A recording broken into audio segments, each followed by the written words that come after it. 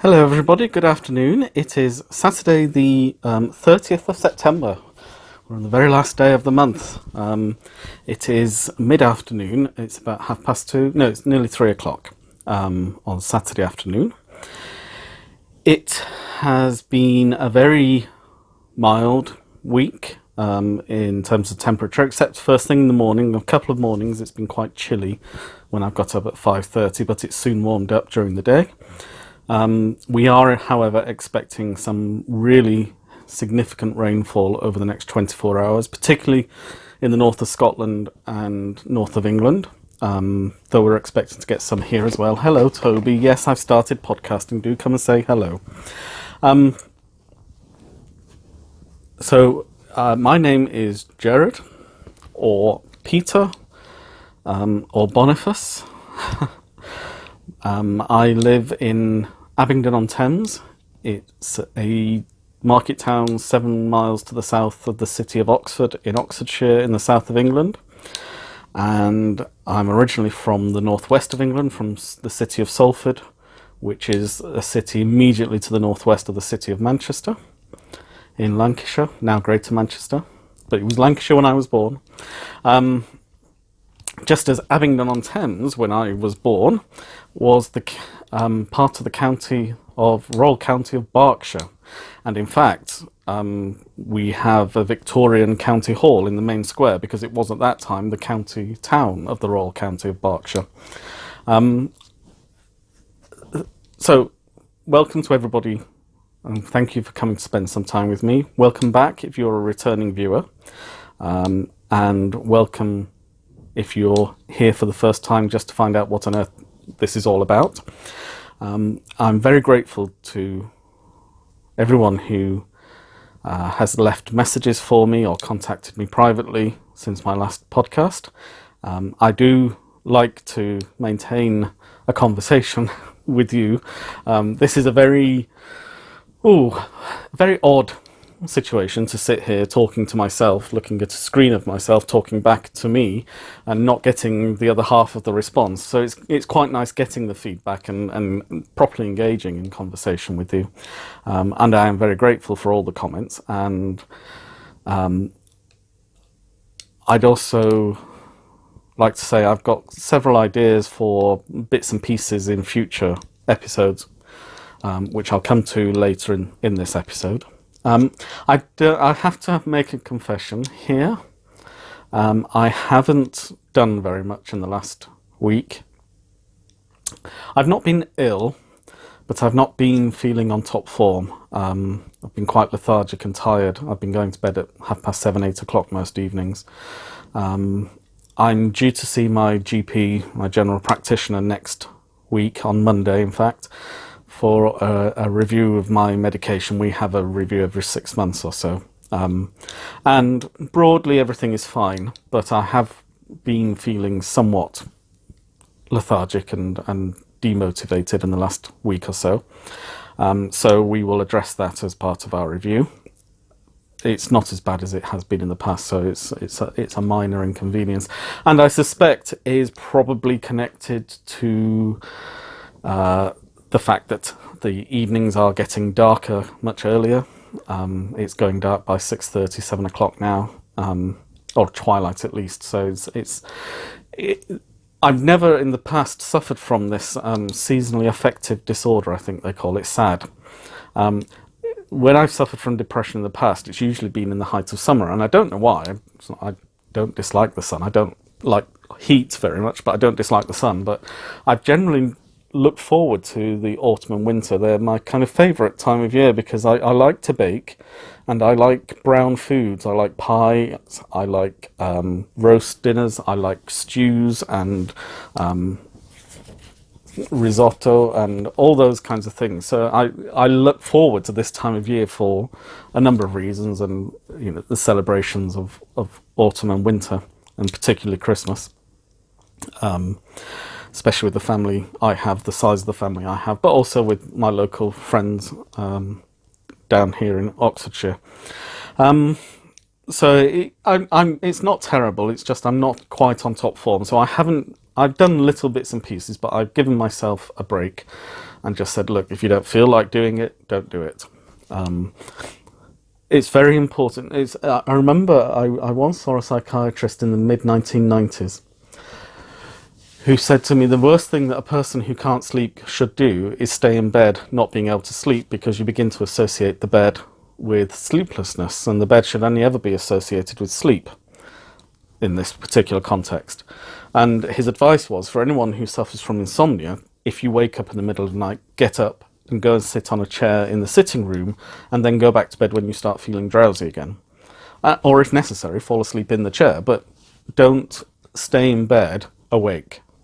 And in a similar vein, if I plough on with my crafting because, you know, I should get it done and I should be doing this and I should be doing that, that's contrary to the spirit of what crafting is for me.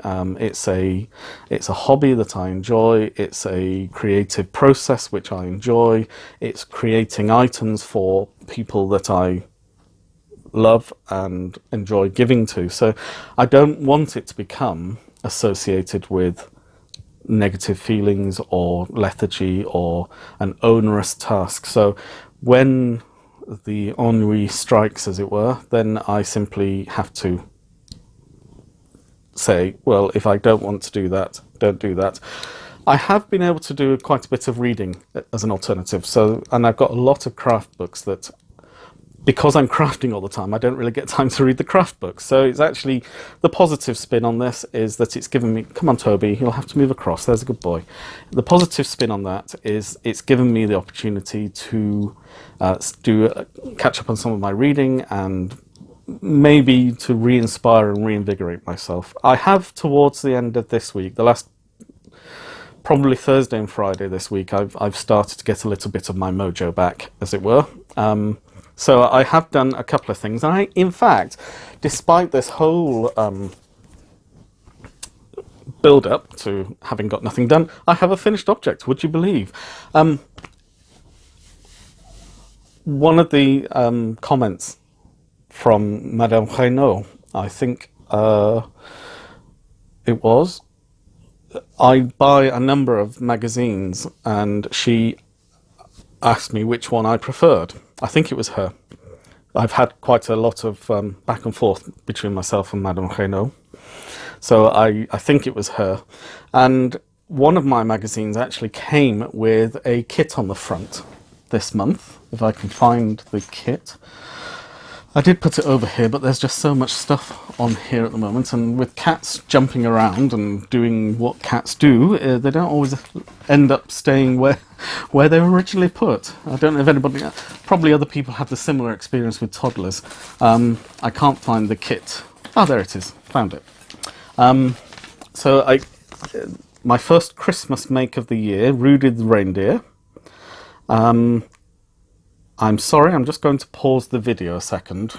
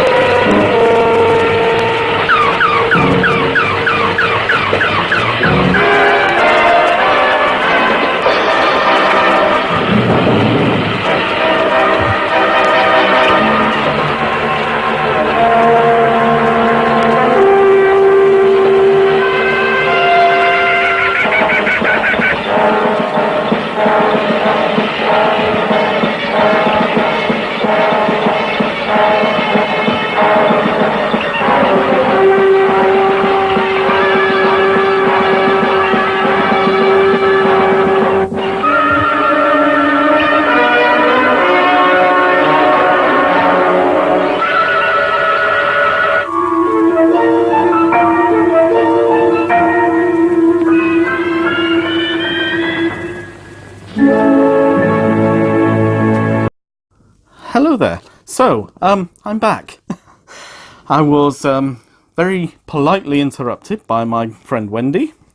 She just invited me for a coffee with herself and her husband Bob. So I've just been round to the neighbours. It's always nice to have a bit of a chat and a catch up.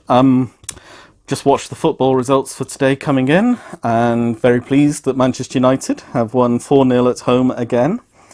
It's the third 4-0 victory this season. That puts us at the moment top of the table on 19 points out of a possible 21, with a goal difference of plus 19, which is extremely good, and yet another clean sheet. I think we've actually only conceded 4 goals in the whole of the season so far, including 3 cup games as well. So really very good performance by the team so far this year.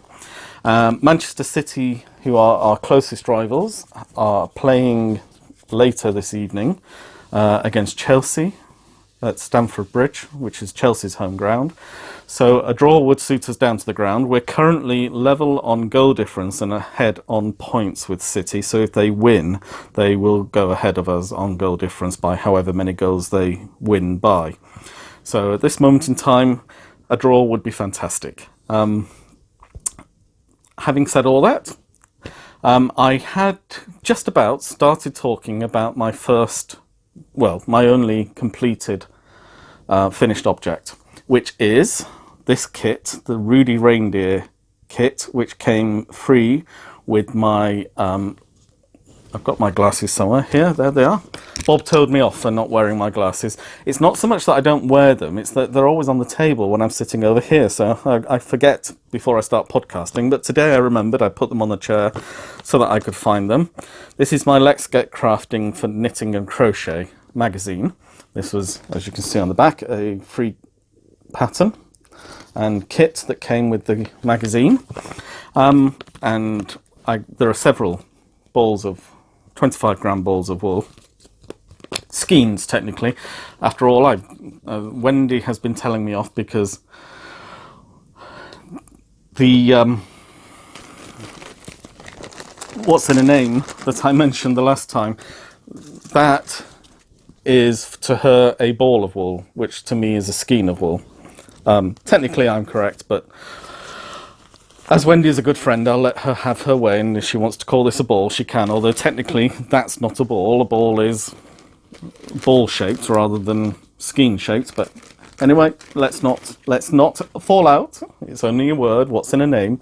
One of the things about being a little lethargic is that I've not really been interested in doing any of the large projects that are on the go. So these little kits are actually quite useful when that happens, because it's something I can complete. I mean, it says in an hour.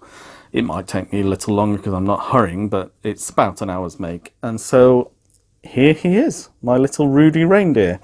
And I don't know if you can see, but this silver yarn is actually metallic. It's not got stellina running through it. It's a metallic thread.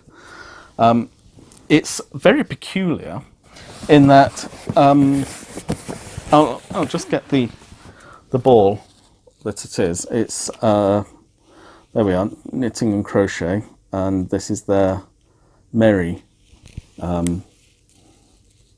Silver Sparkle colourway. And I think you can probably see better on here. It's actually let's get it into focus. There we go. Is that actually in focus? That's probably better. It's like knitting or crocheting with silver foil that you use in cooking.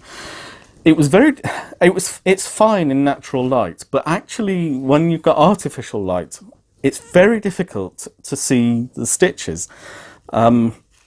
Because the light is bouncing off every surface in here, and it's very reflective. It's wonderfully sparkly, as you can see. It's produced really quite lovely antlers for Rudolph here, but it was very difficult. Even with my glasses on and looking very closely, I had to give up last night on the antlers and finish those off this morning. So although I could have finished it last night, in fact, the yarn itself defeated me, so I had to finish it this morning. But as you can see, there's plenty of this silver sparkle left, so I shall look forward to making other things with that. But or maybe even a couple more of these, because they're so adorable. And in fact, I may even attach some yarn and crochet a loop here, and it could be a tree decoration. It's not very heavy, so it will easily hang on an artificial tree or a real tree even. So that's Little Rudy, my first Christmas make of 2017. And I just think he said the eyes came free as part of an amigurumi set with a different magazine inside Crochet. So this amigurumi set of bits and pieces, and I put the rest of the bits and pieces in this jar. So there are different coloured eyes and noses and different sizes with the safety stoppers behind. And I used 2 medium-sized eyes for Rudy. And I think he looks adorable with his sticky out ears and his slightly lopsided antlers. So yes, so that's my finished object. I do have a few works in progress, but I will come to those in a moment, because while I was out at Wendy's for my coffee, I could have missed my Amazon Prime delivery man, but actually he was at the door ringing my doorbell as I arrived back just about 10 minutes ago. So I've got my parcel here and I know what's in here, so I want to open it up so you get to see what I get to see as I get to see it, which will be not very exciting, I imagine, but anyway. So there we are. Oops. Sometimes these packages are very well sealed.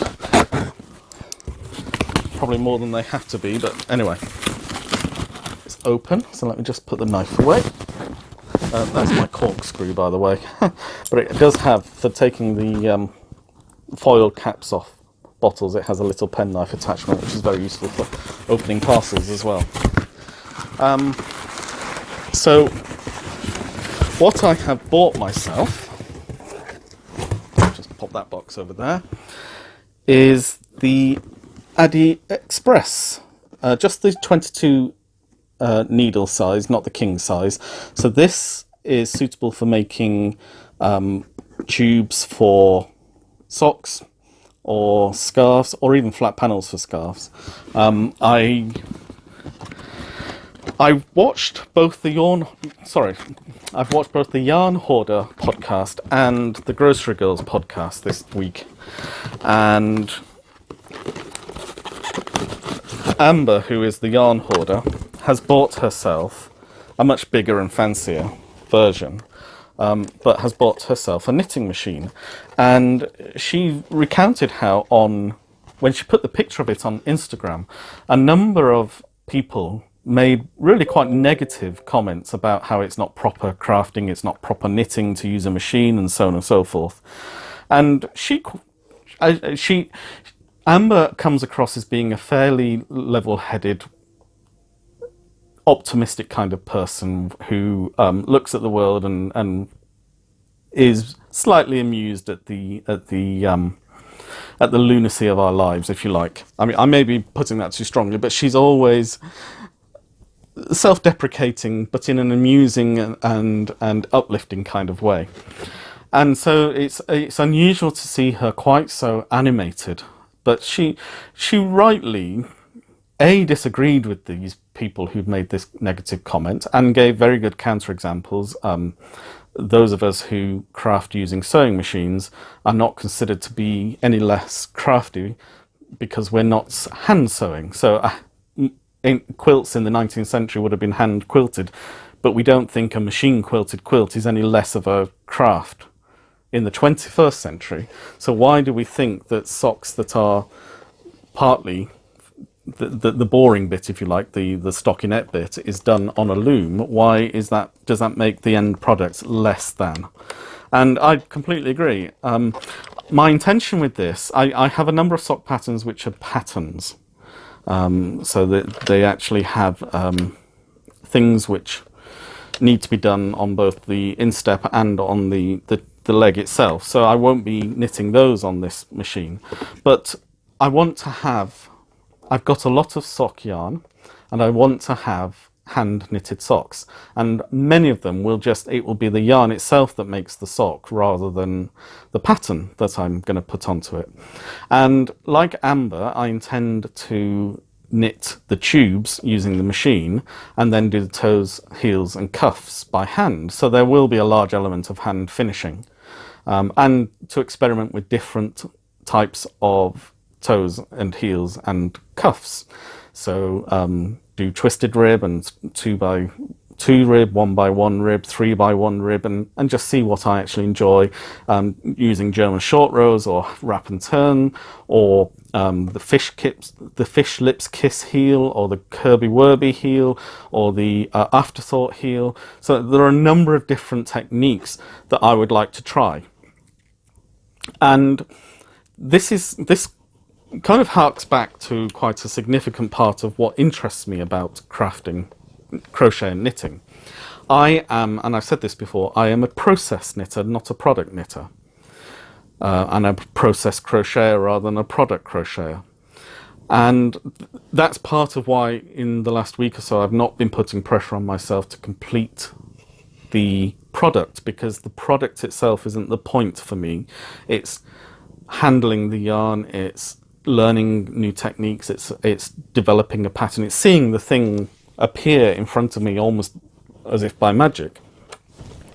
And while some sock patterns are wonderful things to enjoy the process of knitting, a boring stockinette tube is always going to be a boring stockinette tube. And if I can have a machine that will do the boring bit for me and allow me to do the interesting bits, which are the contrast cuffs, heels and toes. Toby, I am in the middle of podcasting, sweetie pie. You can't... Oh, what's he like? Then I'm quite happy to take that middle bit out. And as I say, Amber on the Yarn Hoarder podcast was very animated about this, but so were Tracy and Jodie, though they more from the same point of view as me, which is and it goes to Amber's first point, if you don't want to use a machine to do the graft part of your knitting, then that's fine. That's a personal choice that you make. Why that then qualifies you to make a negative comment on somebody else's decision to use such a machine is beyond me. You are perfectly well entitled to your opinion. I don't understand why you feel you need to share a negative opinion. And I'm not trying to get into the snowflake idea, but in a sense, our hobby space is our safe space. It's where we go to be happy and positive. And there are certainly occasions when, if you're a close friend to somebody, they may ask you for your honest opinion, and they want you to, if you think something is wrong, to say that something is wrong. But in the vast majority of cases, we don't have that relationship with other people, with every other person that we know and share an interest with. And so, if you don't like what somebody's doing, just don't comment on it. Move on. The internet is a big place. There's plenty of room for everybody. And there just seems to be, well, I think Katie from number 23, inside number 23, said it in one of her vlogs, that the hater's gonna hate. And I don't understand the motivation that some people have to simply be negative for the sake of being negative. I mean, the Grocery Girls was actually say that, when they upload a video, there is automatically someone who just thumbs down the video, and they can't possibly have had time to have watched the video by the time they've got the negative feedback. And it's beyond me why you would waste your time on something you don't like. Just go and find something you do like. There's plenty out there. I mean, I've apologized a couple of times in my videos for whittering on at length about something that interests me, and I've been rightly not rebuked, but reminded that if people don't like what I'm saying, then they'll simply stop watching the video. I don't need to apologize. It's what I'm saying. It's what I think. People are interested in what I'm saying and what I think. And if they don't like it, they'll just move on to something else. And if they do like it, they'll continue watching. And I don't need to apologize for providing the content which is a slice of my life. And Amber shouldn't have to apologize for making a choice that suits her needs. And, you know, if people don't like it, well, fine. And what is that to me? Kind of thing. Anyway, I've had a rant now. So that's three different podcasts where we've all had a rant about this. But anyway, this is what my new Addy machine looks like. So you turn the crank and it turns the wheel, and it stitches by lifting. I won't go into the detail.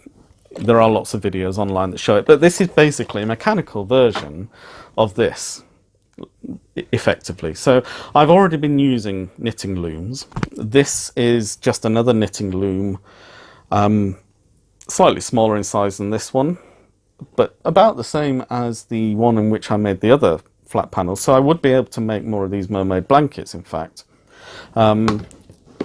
Officially this uses from DK to chunky or bulky, which is the American version of chunky weight in the UK. And I've watched a few videos and people have used lace weight yarns on this as well. It comes with a spare black and 4 spare white needles, plus a plastic yarn needle, which is very useful because it's got a bent edge, which is very useful for casting off, for scooping the hooks off. And it also has in the corner the wherewithal to, well, the 4 legs, and then yes, there we are, 2 clamps so that it can be clamped, I think probably at the front and the side, or the back and the side. I will have to read the little book of instructions to find out how it works, but it's also got a electronic row counter and a yarn guide for going in, and a switch which allows me to go from knitting circular tubes to knitting flat panels, because it will stop when it gets all the way around, and then you have to go backwards and then go forwards and then go backwards, pretty much as I'm doing with this. So that's just been delivered. It looks very nice. It feels robust. I mean, it is plastic, but it feels quite solid. I've heard good reviews. There are 1 or 2 people who didn't like it, but on the whole, it does what it's meant to do. So I will get to work with this sometime, probably tomorrow, cast on my first attempt at something, and I'll give you feedback on how that all goes. So I'll just pop that back in the box, just for safekeeping, and that will go out of the way. But as I say, I've used the hand looms, and I really don't understand why people believe that just because you're using equipment, it's therefore not acceptable as a handcraft. Speaking of handcraft, I think I'm drinking today something called Flat Tire, which is apple cider with rhubarb, and it is incredibly refreshing because it's all the sweetness of apple, but with that tanginess of rhubarb through it, and it's this gorgeous blush colour. So excuse me.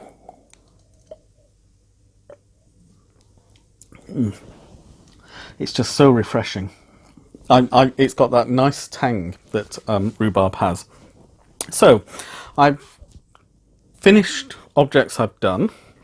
My new acquisition that's literally just arrived as I came in is done.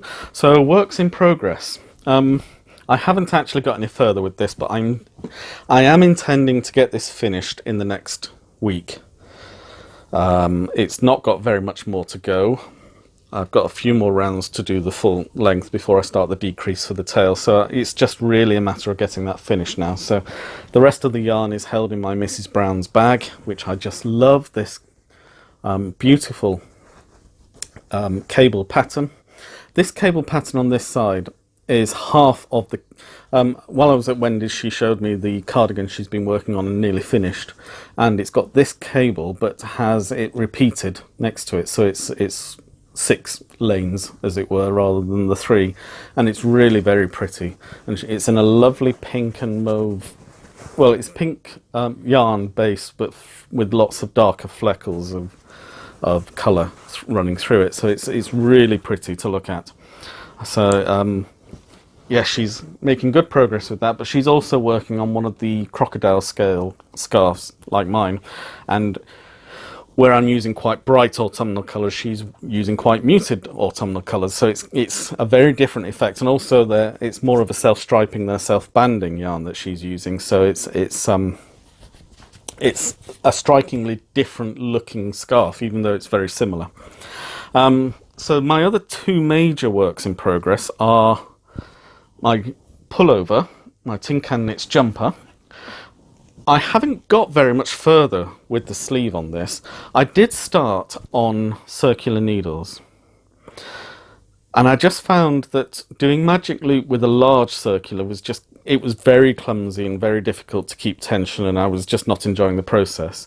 And I tried with a very small circular needle, but even at the largest part, it was still, the needle was bigger than the hole that I was working on, so it was very difficult, and I was pulling stitches here, there and everywhere. But I didn't have any 5.5mm double pointed needles. My double pointed needle set all go up to 5mm, so I went today and bought some 5.5mm. I've got the packet there, which is Pony, I think.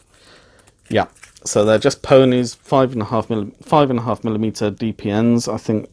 You can see, yeah, and I've done several, since I put them in, I've taken them off the circulars and put them onto these, and it's going much more easily. I feel much more in control, and I've done several rounds since I put them in just before I started recording, so this I'm hoping now will lead to a very quick finishing of the 2 sleeves, and then it'll be ready to wear. Sorry, I seem to have a hole.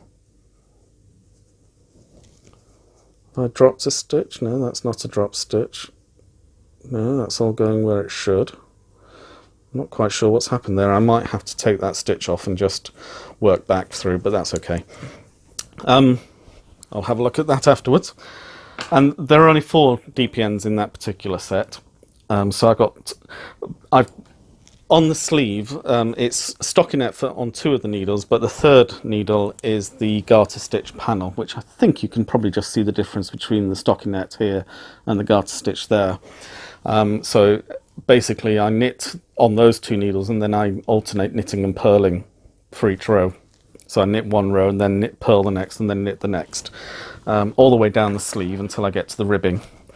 And to go with that, I've decided to make the Tin Can Knits barley hat with the lovely yarn that Claudia gave me for my birthday, the Karen Cupcake. And as you can see, I've got quite a long way with this. So it's got a 2-inch 1x1 rib, and then has stockinette all the way around, apart from this garter stitch panel. And I've got this on a 5mm, I think this is. Let me just check. Where's the... One of them at least has got the number on. I can't remember. There we are. It's upside down.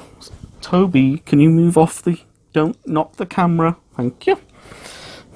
You know, I can't read it. It's actually been rubbed off. I can't remember what size they are. I think they're 5mm. I'm fairly sure these are 5mm. Have I got my set? I do. It's 0.5mm up on whatever the previous set was.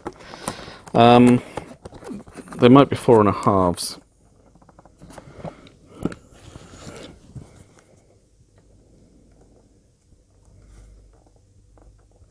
It's 3.5, so they're 4mm. Is that right? Yes. So they're 4mm needles. Sorry about that. The the ink is rubbing off, which you kind of expect, but they're beautiful needles. I mean, they really are lovely wooden needles, very smooth. I was a bit reluctant to use wood in it, but these are the Knit Pro, which I think is Knit Picks in the US, and it's a beautiful case. It's this lovely black, almost damask cotton. Beautiful box that don't bite me.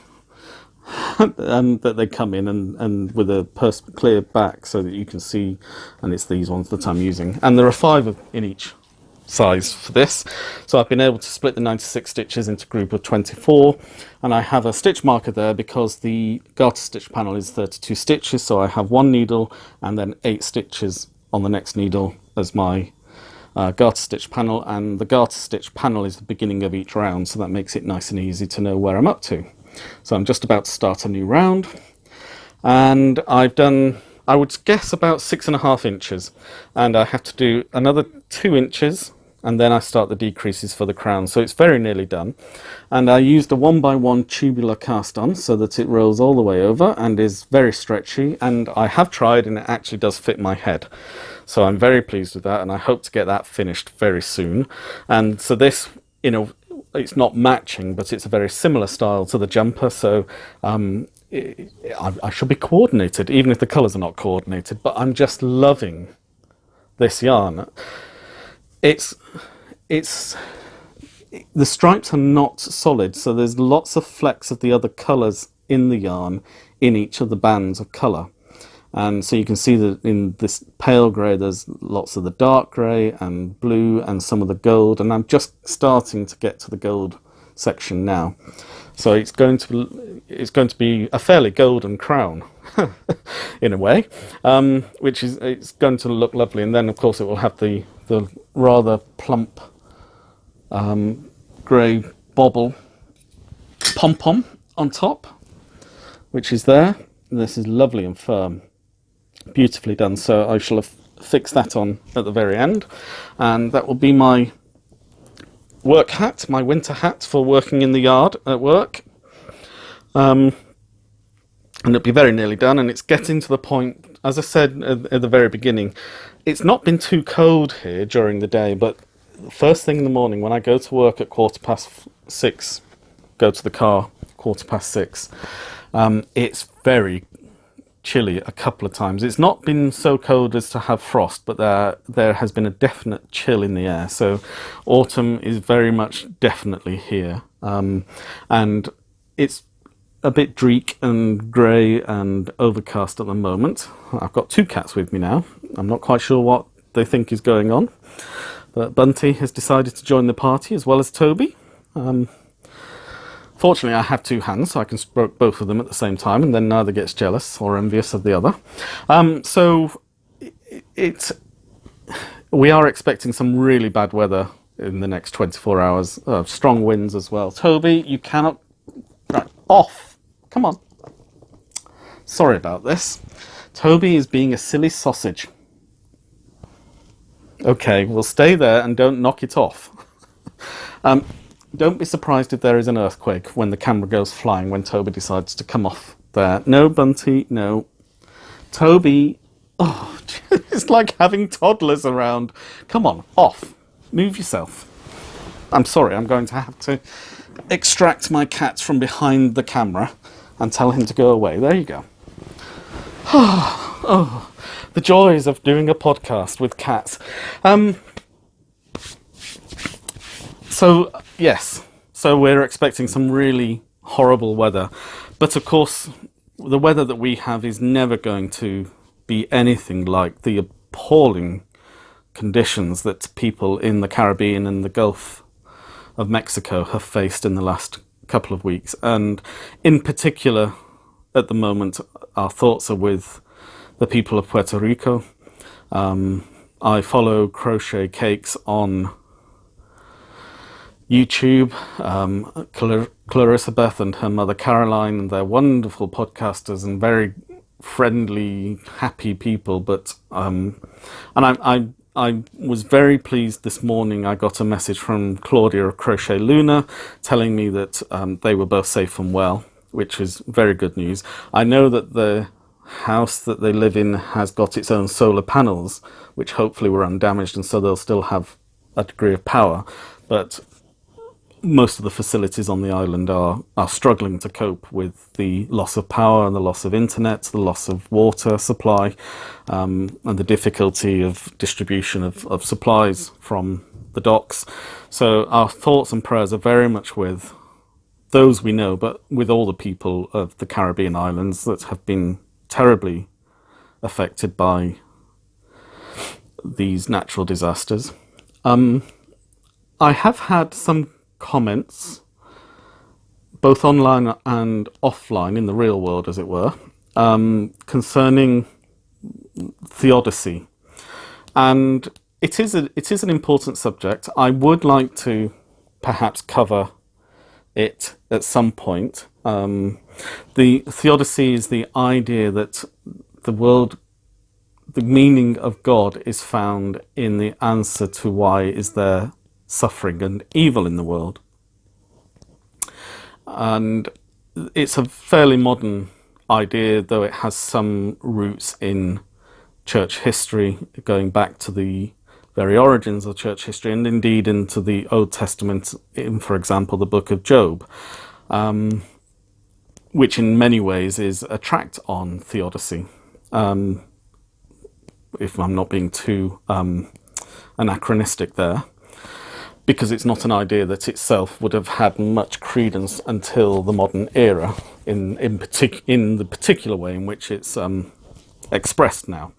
So it's a very big subject, and it's quite involved in some ways. I don't myself... I think it's always...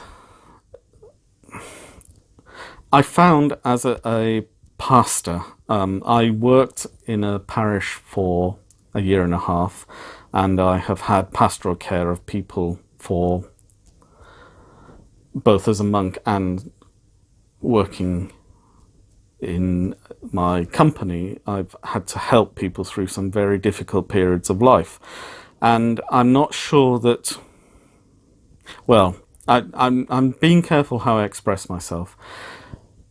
There is a compassion that you owe to people who are suffering in a moment which isn't answered by providing a theoretical framework for understanding God through their suffering.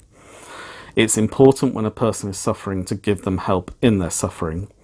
The why they are suffering, it's not always helpful to say the truth, which may be down to personal choice either of them or of somebody else, that the action of evil is not necessarily without human intervention, that the suffering that one... a good example springs to mind. My father died of pancreatic cancer, and the cancer that he died from was probably caused from the fact that he smoked. And he asked me, as he lay dying, he asked me, was he responsible for his own death? And there was no benefit to him in being told yes, even if it were true. And I don't know. There is a strong causal link between smoking and cancer. There is a strong possibility that his cancer was caused by the fact that he smoked. He had tried to give up several times.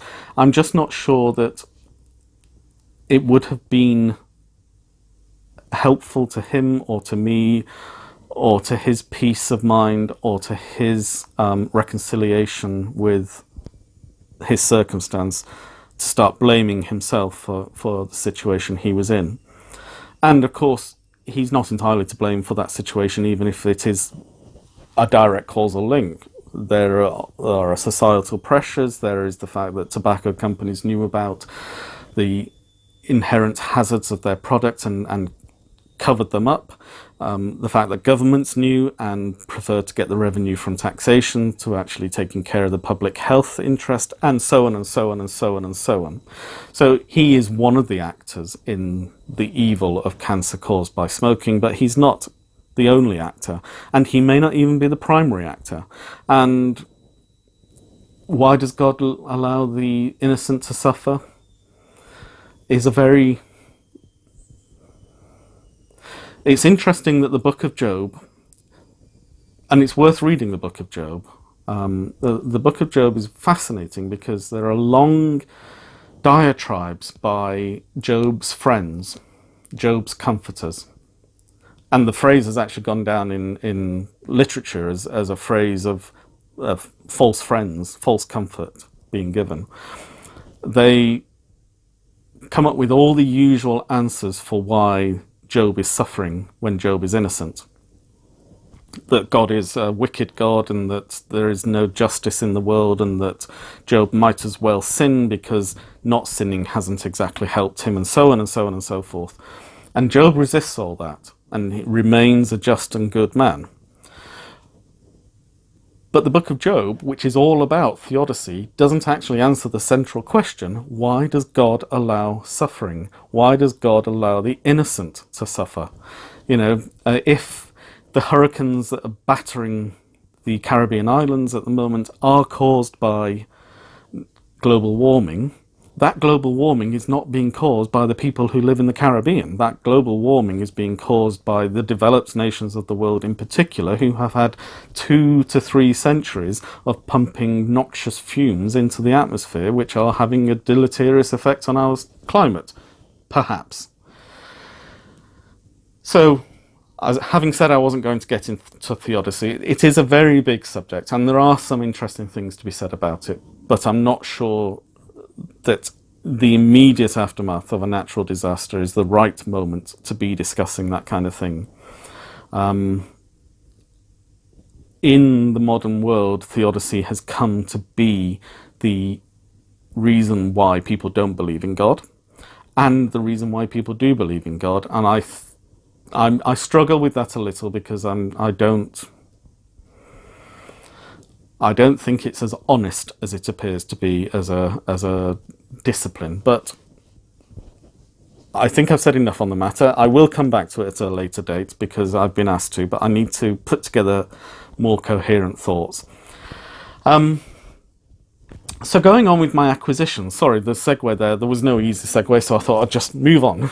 Move along, please, nothing to see here.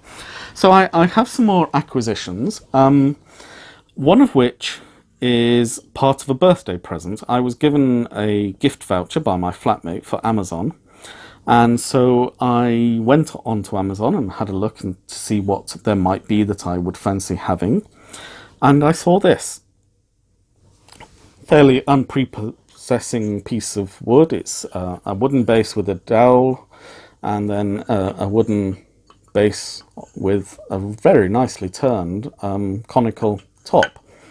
And the purpose of this device is it allows me to put a skein of wool on top, and I can then take, if I can find it, sorry, the other way around then, skein of wool on top, and you can see it comes out through the middle. I can then take the outer, if it will come. Sorry, I'm not having much luck with this demonstration. I really should have prepped it rather better. I wonder if it's meant to be coming the other way then. I can't find the end of the piece. There must be one. Ah, it's because it got caught up. Oh dear, this is not good at all. It's rather peculiarly... There we are, that's better, is it? Yes, there we are. Right, we're there now. Rather peculiar that the outside has got so much inside. So the idea, I mean, I'll just have to wind this back on for the moment. I'll probably cake this up now. Seems a rather strange way to... Normally you just pull the outer string and it just is the little bit inside, but it seems to have been partially wrapped inside. So the idea is that you can knit, and this stands on the base and the base revolves and your wool stays in one place. So it's the alternative to caking a ball of yarn or a skein of yarn. And it sits quite happily on its base and will sit on the floor next to you. And in fact, you could have 2 or 3 of these. And if you're doing colour work, then they'll never get tangled up. It's a really neat idea, so I thought I'd invest in that. It's a wonderfully tactile piece, and it's so simple and elegant a solution to a familiar problem, because one of the other problems you have when you cake yarn, as I just had there, the center pull works, and then you get this whole clump comes flying out at you because it's actually got tangled up inside, and so you have to untangle that and then carry on. Well, with a normal skein of yarn, that actually just taking that little bit out of the top and then having the outside pull solves all that problem. So I was rather pleased with that. Cost me £12, I think, on Amazon, so that's really very good value. It's very nicely made. It's made in China. It's not Medipack, I think, is the name of the company. PAQ.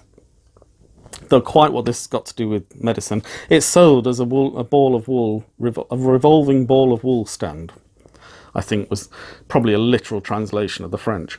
But it's a really nice piece, and I like it, and it's very useful. So that will stay down there.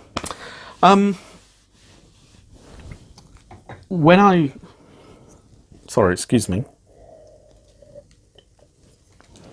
When I went to Mason's to buy the 5.5mm double-pointed needles, what was going to happen? You go into Mason's, what's going to happen? You're going to come out with some lovely, lovely wool.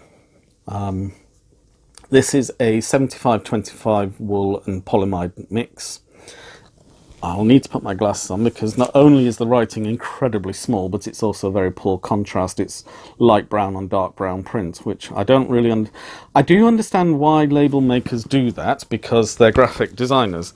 But I think they sometimes forget that human beings have to try and read this print, and having very low contrast text on background is really not the way to be able to see very easily. I mean, the writing is very, very small. Even if I hold it up here, it's difficult to read. So it's 75% wool, 25% polyamide. It's a fingering weight yarn, and it's 100 grams, and it's a Chilean hand-painted natural yarn, and it's really is lovely. And in their last episode before Hurricane Maria, Caroline showed a linen top with a crocheted collar that she had dyed the yarn for the collar and the yarn and the linen in natural dyes made from avocado. I think she used the avocado skin for the linen, which was a very pale colour, and then the stone was used for the crochet. I think that's the right way around. And this actually reminds me very much of that colour. It is pink, but it's a very mild, almost brown pink, almost orangey pink, really. I know that sounds a peach. It's a peach apricot pink kind of effect, and it's very subtly tonal, so it's a semi-solid colour. And this whole hank of hand-painted Chilean wool cost £3.50, which is unbelievable, really. I don't know how they afford to sell it at that price. I'm very happy to pay that price. I mean, as I say, I pay double that for a yarn of this quality. It's really nice. I don't know what I'm going to use it for, but I just saw it and the colour just spoke to me. It's one of those moments when you see a colour and you think, I really like that. And I was thinking to myself, yeah, I know I joke about Wendy and Bob in particular being my enablers. But I have a friend who is a cycling fanatic. And I say fanatic, he cycles on a £4,500 bicycle. he is a serious cyclist, and he travels around the UK and the near continent into France and Belgium and the Netherlands, and takes part in Giro events, testing himself against other amateur cyclists and against the routes, and goes back year after year to improve his performance times and the like. And thinking about it, he probably spends 3 times as much on his bicycle hobby as I spend on my crafting hobby. And Tracy of the Grocery Girls has made this point as well, that she buys these hand-painted luxury yarns, and they're not cheap. They're really not cheap. But they are good quality products, but they're not cheap. But she is able to reconcile that for herself because her husband plays golf, and his course fees and membership fees and golf equipment probably costs twice as much as a ballpark figure. And I think there is the element of living simply and not being avaricious.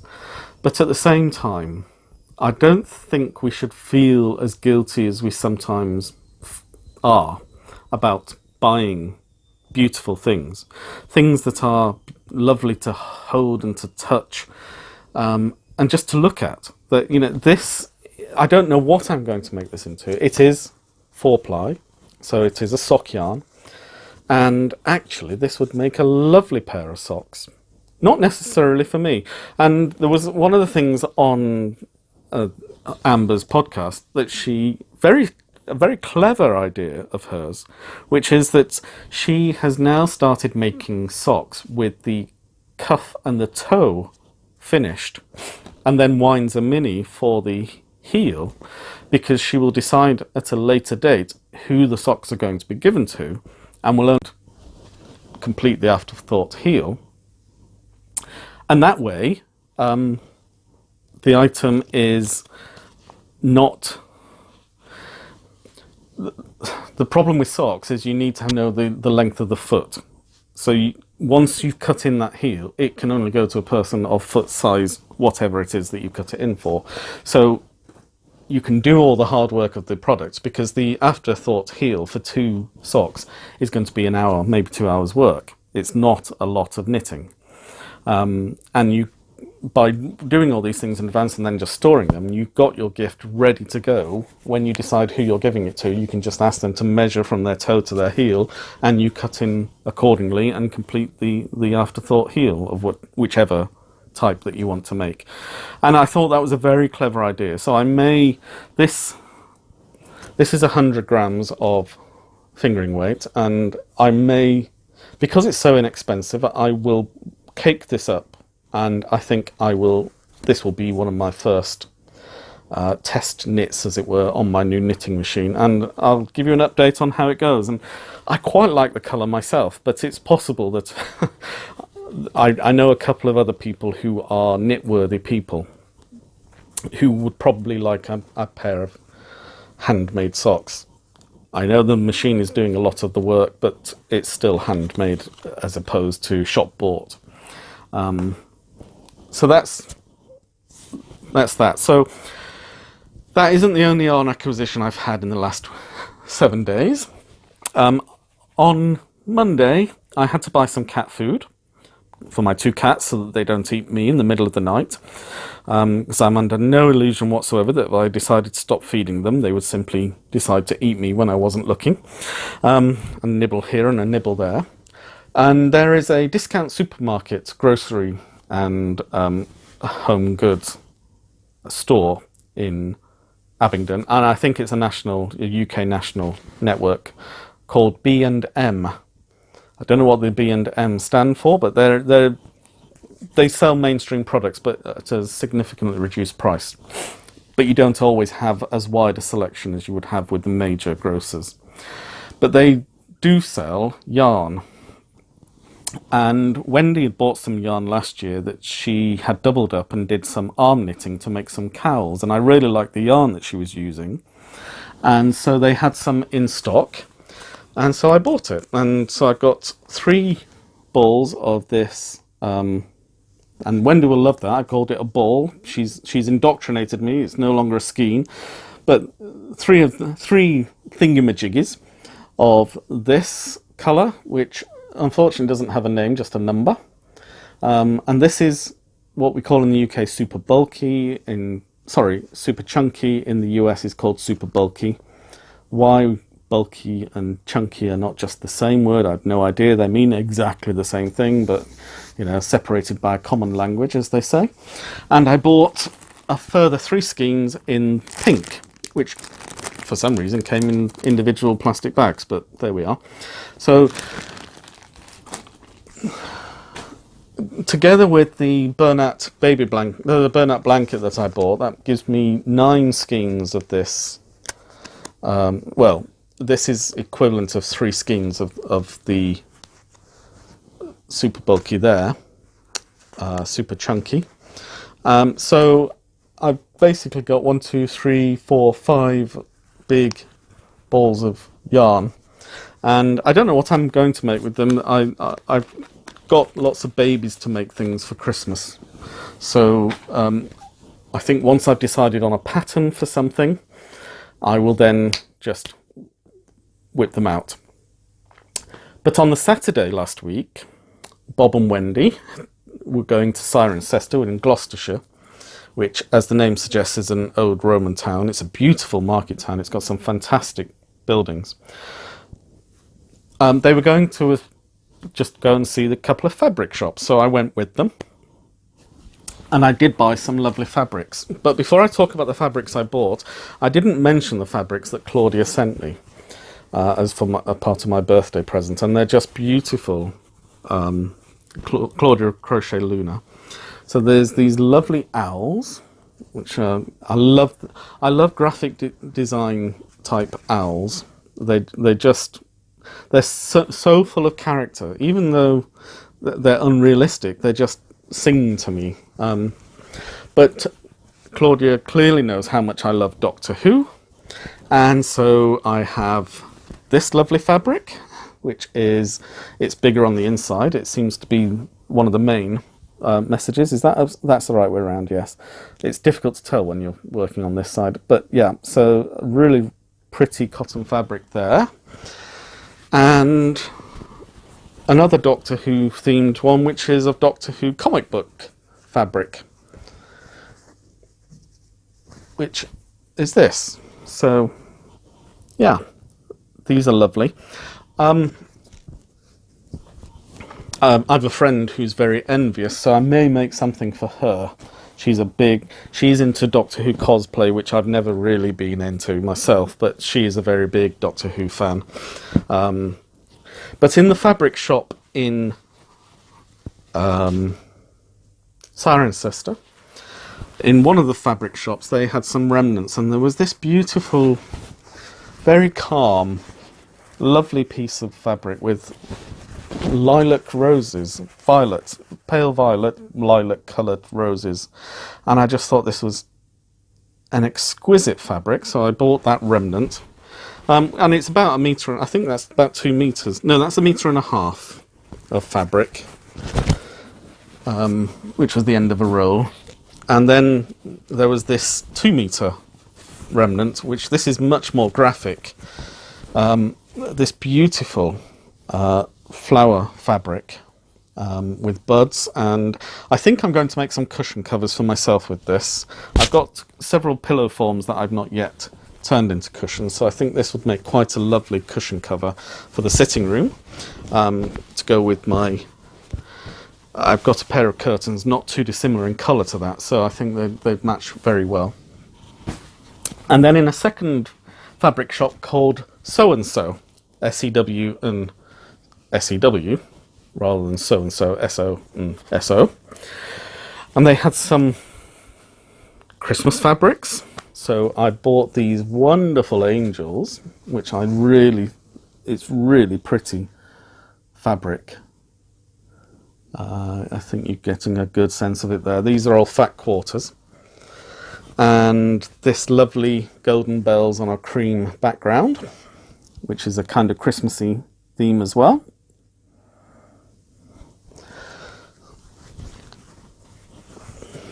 and then just some generic fabric. So there was this lovely polka dot. I've previously bought lots of stripes, so it's nice to have some polka dot. And then I saw this other owl fabric, which again, they're just lovely owls. I'm in love with owls. I don't know why, but I just have always liked owls. But it seems to be everywhere you go at the moment, there are owls to see.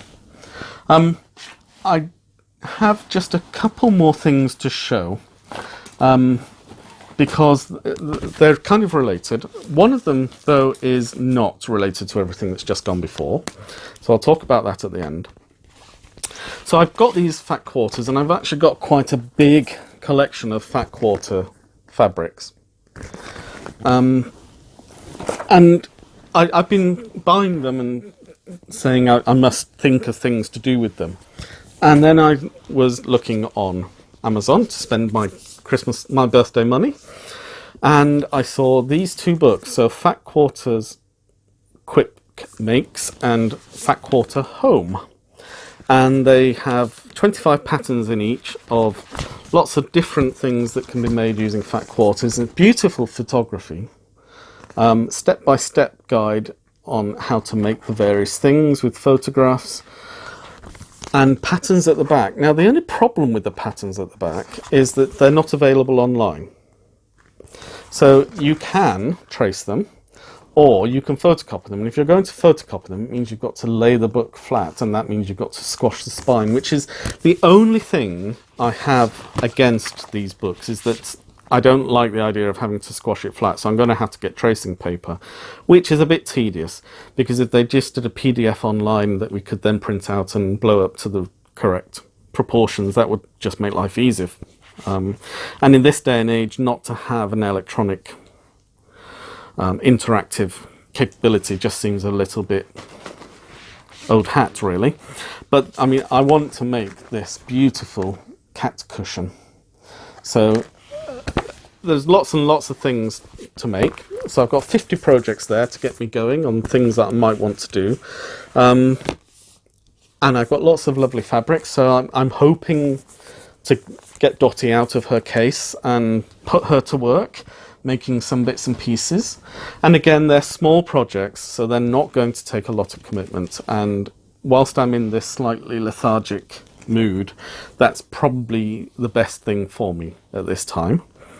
And so the other two things that I got are my latest versions of Creative Crochet and Inside Crochet. Now, I was asked, I think by Madame Renaud, which is my favourite magazine, because I do buy several. I've got another one here, which is the Let's Get Crafting, Knitting and Crochet. And I think, on balance, my favourite magazine is probably the Inside Crochet. The Creative Crochet magazine is extremely good. It's got lots of different patterns inside, and they're all eminently doable. But it's only patterns, which is fine, but it is just a pattern book. And what Inside Crochet gives you is a little bit more of a magazine. It's got lots and lots of very good patterns.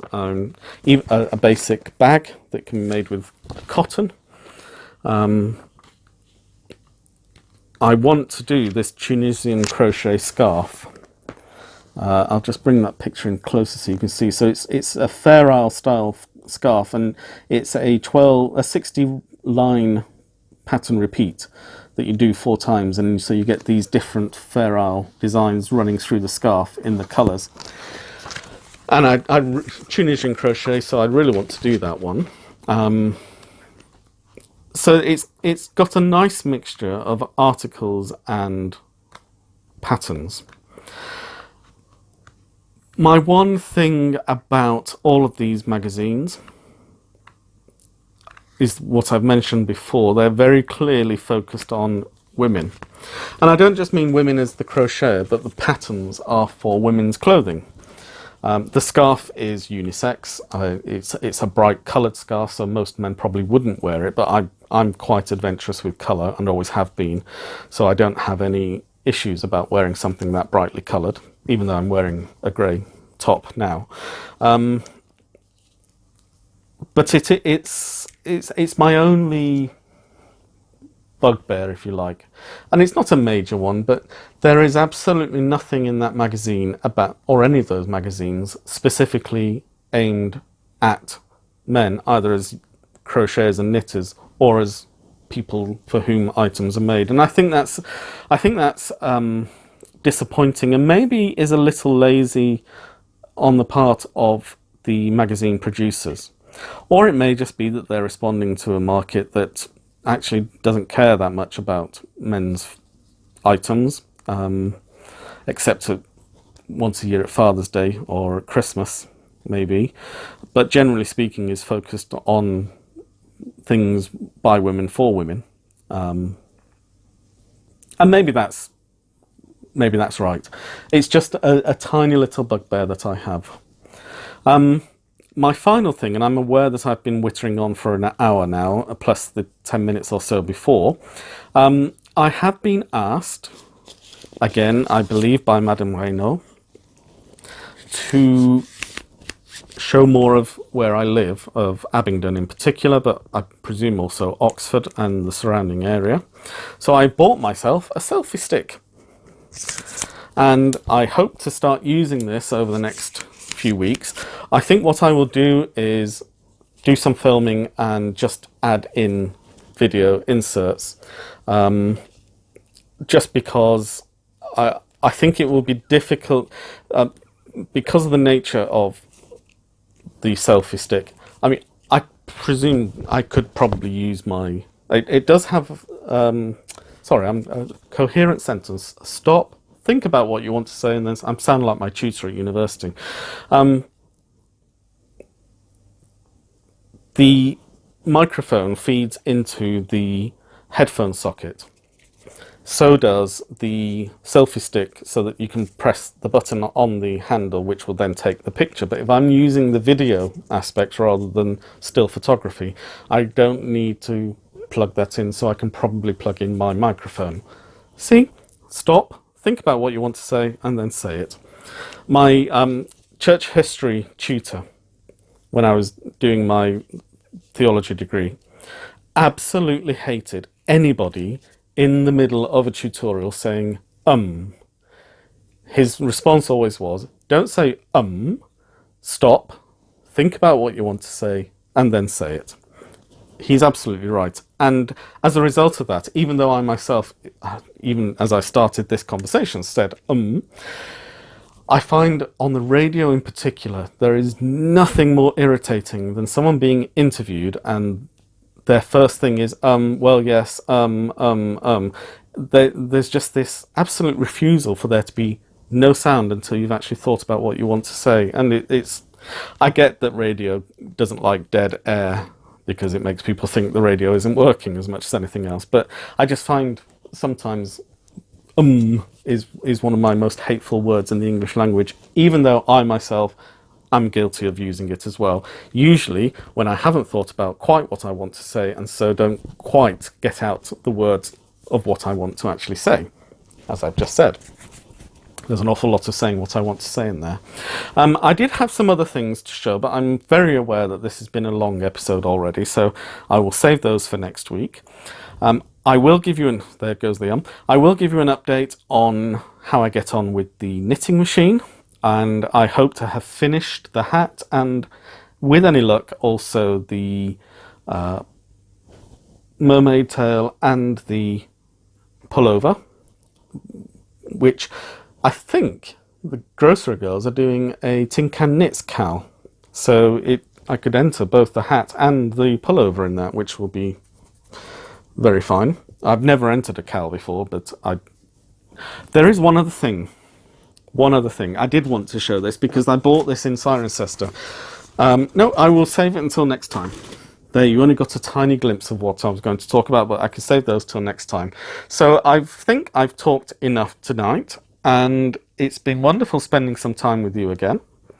And I hope that you have enjoyed what I've had to say, and don't mind me saying all the time, because I'm aware that I'm saying it, and I look forward to seeing you and speaking with you again soon. And if you have any comments at all, please leave them in the comment section below. I will try and answer everything as and when I can. So see you again soon. Bye.